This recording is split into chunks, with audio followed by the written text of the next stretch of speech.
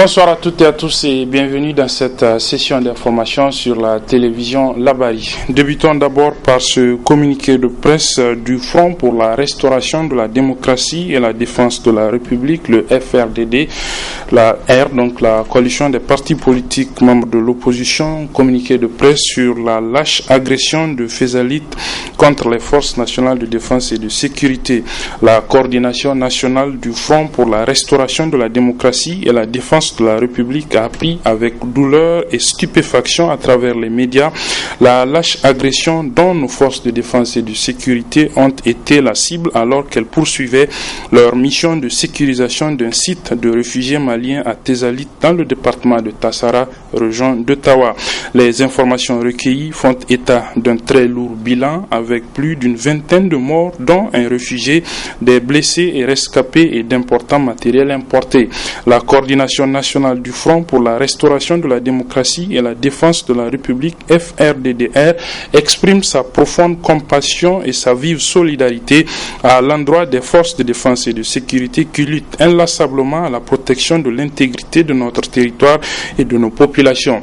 Elle présente au nom des partis politiques membres et des militants du Front ses condoléances les plus attristées aux familles des défunts et à l'ensemble du peuple nigérien tout en souhaitant un prompt rétablissement aux blessés.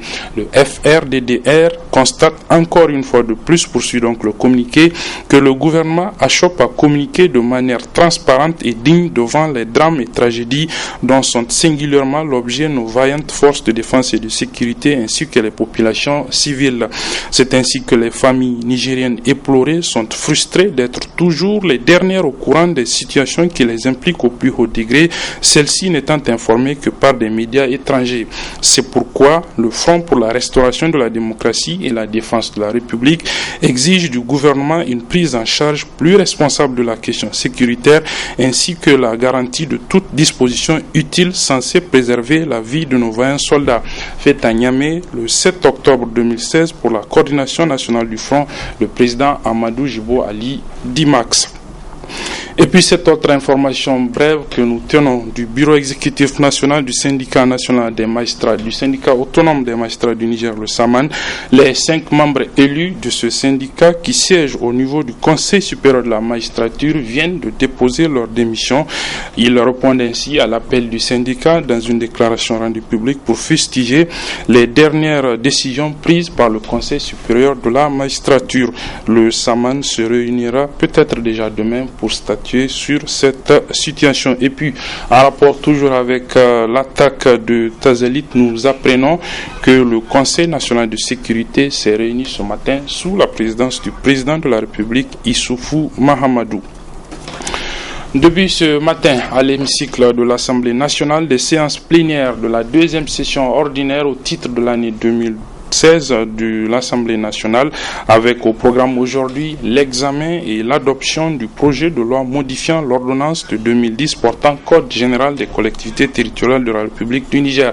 Ce projet de loi qui vise à prolonger les mandats électifs des conseillers municipaux et régionaux jusqu'à l'organisation des dites élections en 2019. Le résumé de cette séance plénière avec nos reporters Aboubakar Soleil et Adamou Soumana. Cette séance plénière de la représentation nationale qui intervient 48 heures après la rentrée parlementaire permet aux élus nationaux de passer au peigne fin le projet de loi modifiant l'ordonnance numéro 2010-54 du 17 septembre 2010 portant Code général des collectivités territoriales du Niger en 3 articles. Ainsi, d'entrée du jeu, le commissaire du gouvernement a porté à la connaissance des députés nationaux les raisons qui ont poussé le gouvernement à initier ce projet de loi modifiant l'ordonnance en question. C'est des élections qui ont besoin de 17 milliards. Si nous devrions être obligés d'organiser les élections, on les trouvera. Mais si les partis politiques de façon unanime nous demandent de reporter, nous, ça nous fait l'économie de 17 milliards par 7 ans de difficultés financières. C'est une bonne occasion, je peux vous le dire, sans complexe. Et ce n'est pas bien que nous ayons des gens qui sont élus, même si leur mandat a duré, même s'ils sont au-delà, de leur mandat. ils sont quand même élus. Ils ont cette légitimité de leur origine. C'est eux qu'il faut laisser, qu'ils continuent jusqu'à ce que nous soyons dans les conditions de pouvoir organiser les élections et de les remplacer par des gens qui auront été élus à leur place et non maîtres d'autorité des administrateurs délégués et qui seraient forcément partisans et dont l'existence pourrait ne pas être en conformité avec le vœu des populations qui s'est exprimé à travers la diversité caractéristique des conseils tels qu'ils sont. Vu le caractère de discussion immédiate de ce projet, tous les présidents des groupes parlementaires, à l'exception de Zamzam Loumana, ont demandé de voter favorablement ce projet de loi. Ainsi, à l'issue du vote à main levée, 109 députés ont manifesté qu'ils sont pour cette loi et 13 députés disent être contre. Ces derniers, qui sont du groupe Zamzam Loumana, nous donnent les raisons de leur choix. La première raison, c'est que l'exécutif semble jouer au kamikami. On nous dit d'une part, c'est à la demande du CNDP que ce projet de loi est soumis, et d'autre part, les raisons qui sont avancées ne tiennent pas la route, parce qu'on sait que les raisons qui ont été avancées, on nous dit non, c'est le fichier biométrique, qu'il va falloir reprendre le fichier qui a nécessité. Mais remarquez, un fichier sur la base duquel on a élu un président de la République, on a élu les députés nationaux, on a organisé toutes ces élections là sur la base de ces fichiers, c'est subitement qu'on découvre qu'il y a des insuffisances sur ce fichier et que ce fichier ne sera servi de base aux élections locales. Ça frise le ridicule. Ça frise le ridicule. On avait besoin de plus de légitimité pour le président de la République et les députés nationaux que pour les conseils municipaux. Ça doit être la même source de légitimité. Du côté des partisans de ce projet de loi, qui eux se trouvent être de la majorité parlementaire, l'on trouve normal l'adoption de cette loi. D'abord, il y a le volet temps. Il y a deuxièmement le volet nerf de la guerre. Troisièmement, il y a la sécurité du pays. Quand vous voyez ce qui se passe aujourd'hui au Niger, mon frère, il ne sert à rien. Quand le fichier électoral, les gens sont là en train de le décrier, que ce soit majorité ou opposition. Mais donc, si à la réunion du CNDP, c'est les membres, les partis membres de l'opposition qui ont demandé de repousser les élections. Pourquoi?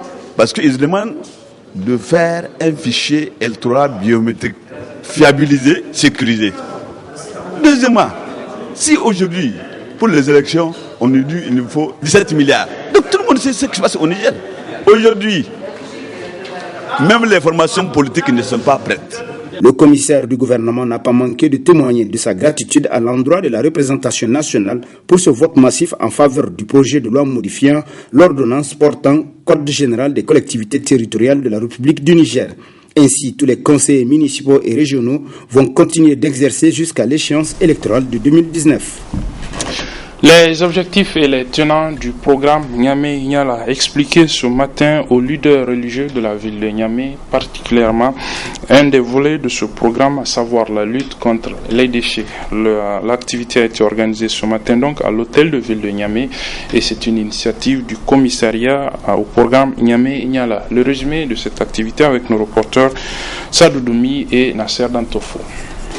La rencontre se veut celle d'échanges enrichissants et fructueux entre leaders religieux et le Haut Commissariat au programme Niamey-Niala. Elle vise à davantage impliquer toutes les associations dans l'atteinte des objectifs assignés à cette institution. Initiative favorablement accueillie par ses oulémas, évêques et pasteurs, conscients tous de la forte recommandation religieuse relativement à la propriété. Une synergie d'action plus que jamais nécessaire. Le commissariat Niamey-Niala a entrepris un programme de lutte contre les déchets dans la ville de Niamey. C'est là tout simplement parce que le président de la République, qui est l'initiateur de ce programme, a fait de la gestion des déchets une grande priorité.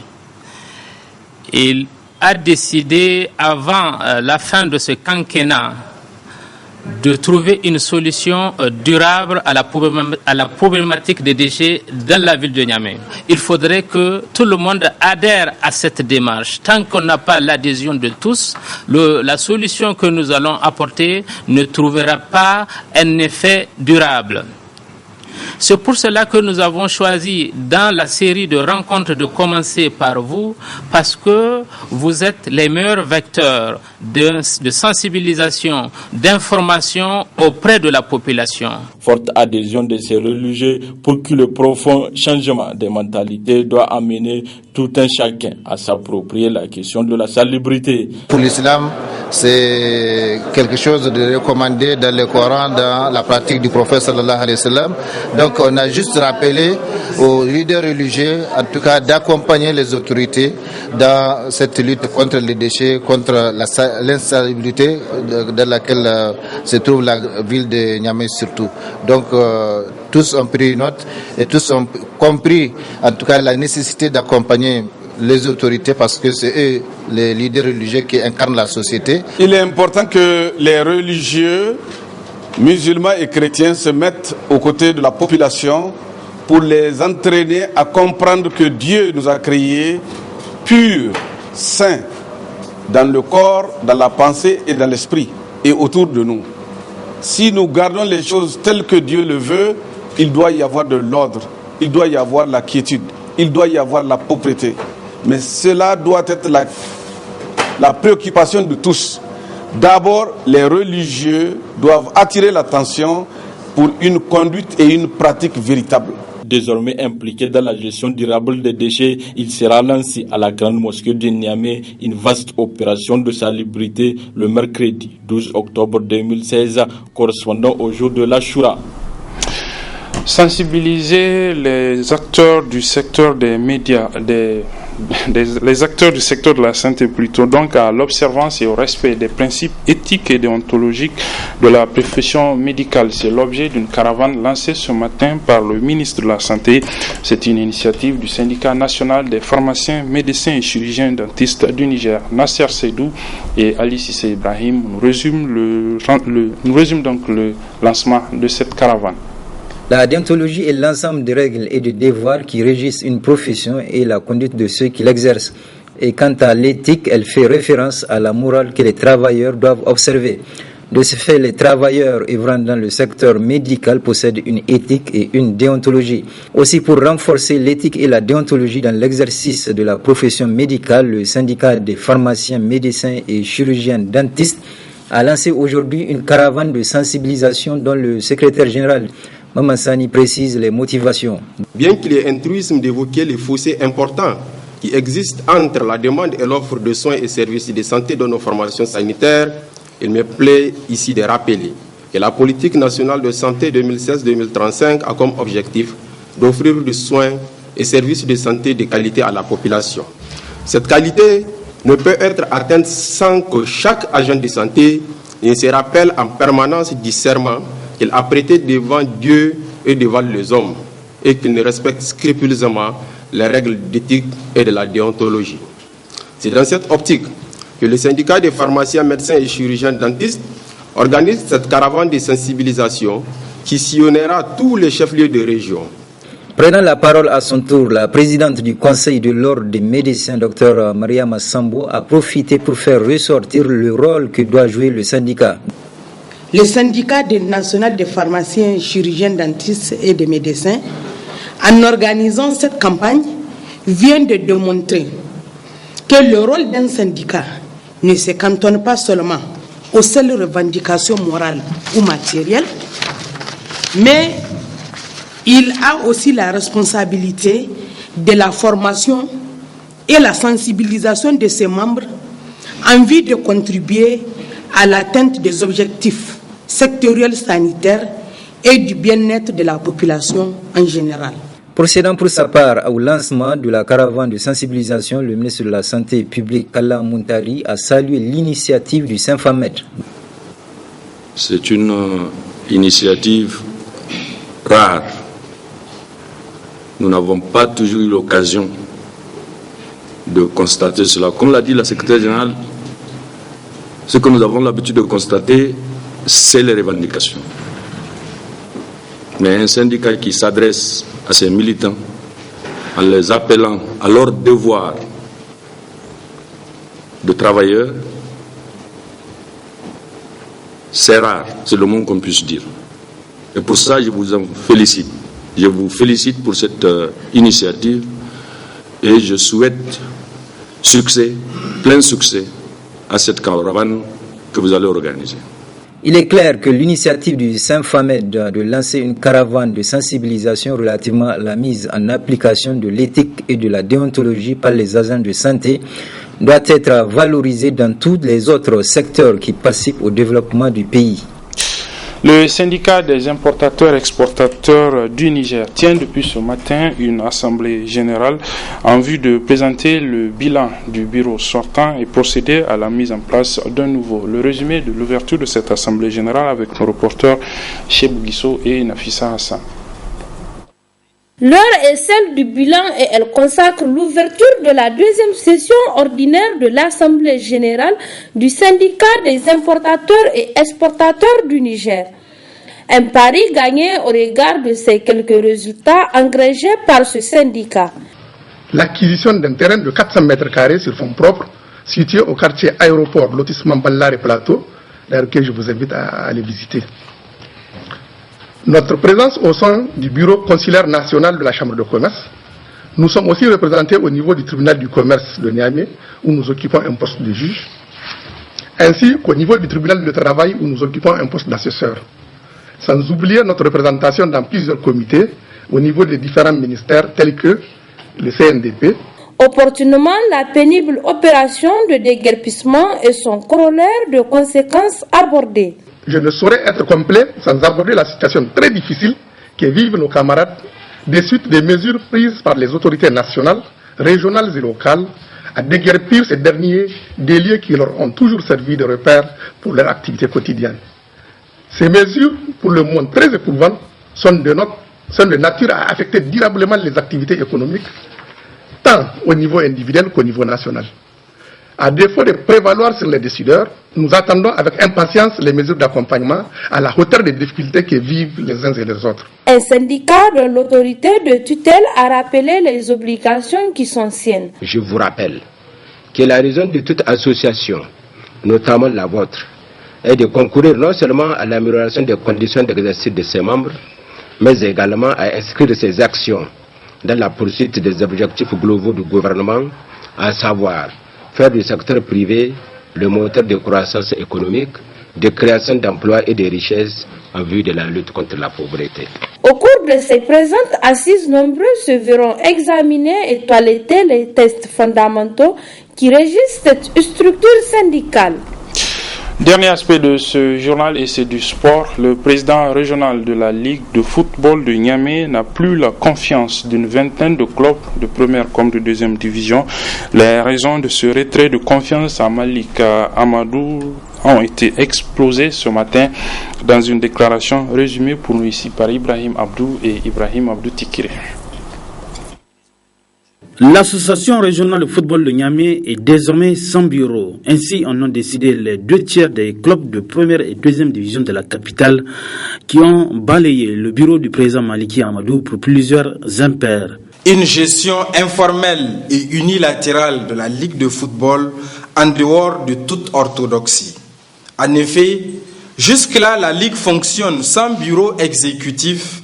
Les décisions sont prises à la hâte et sans aucune consultation préalable entre les acteurs que nous sommes.